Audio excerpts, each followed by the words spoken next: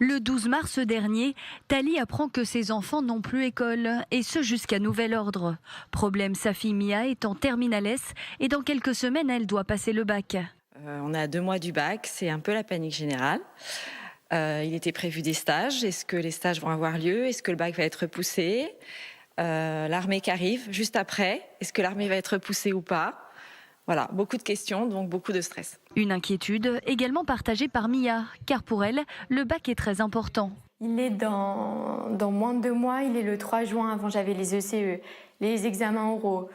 Et mon temps de préparation, il est limité. Et puis, on n'a pas du tout fini le programme. En maths, on n'a vraiment pas fini.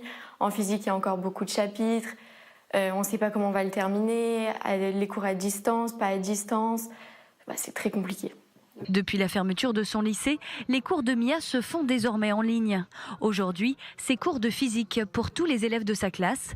De l'autre côté de l'écran, Raphaël, sa professeure. C'est bon, alors on a tout le monde, on a qui 1, 2, 3, 4... Des cours interactifs pour que les élèves terminent le programme scolaire, mais surtout pour qu'ils se préparent malgré les circonstances particulières au baccalauréat. Soit on fait cours, on avance sur le programme, soit on fait des annales. Si on a des questions, on leur envoie. Et donc ils sont là pour nous aider. Sinon sur Zoom, on se parle tous. On essaie de débattre s'il y a des sujets de débat, par exemple en histoire.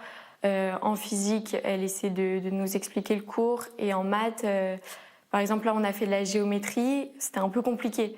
Donc, ils prennent vraiment des dispositions pour nous aider au maximum.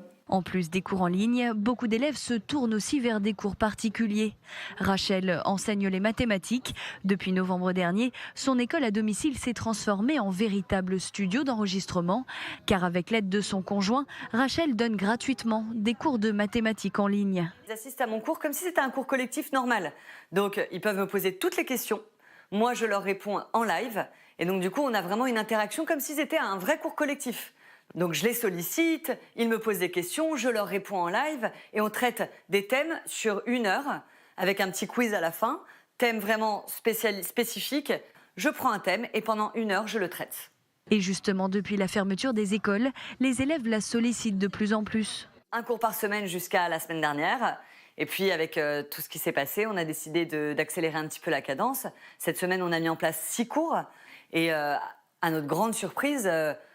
on a explosé les quotas puisqu'on a une salle virtuelle qui nous permet de contenir 50 élèves. Et hier soir, on a été obligé de faire une retransmission en parallèle puisqu'on a eu 100 élèves inscrits sur le cours de terminale S. On a énormément de demandes, les élèves s'inquiètent, les élèves ont peur. Et puis aussi, je pense qu'ils s'ennuient aussi un peu. Peut-être pas s'ennuyer, mais en tout cas, ils ont besoin de... Ils aiment travailler en réalité. Ils font croire qu'ils n'aiment pas. Mais je pense que les élèves, en tout cas, qui se connectent sur Drôle de Maths, aiment apprendre. Cette année, comme Mia, des centaines d'autres élèves doivent passer l'examen du baccalauréat ici, en Israël. Reste à savoir s'il sera bien maintenu, s'il ne sera pas reporté et comment se dérouleront les épreuves malgré la crise sanitaire que nous traversons.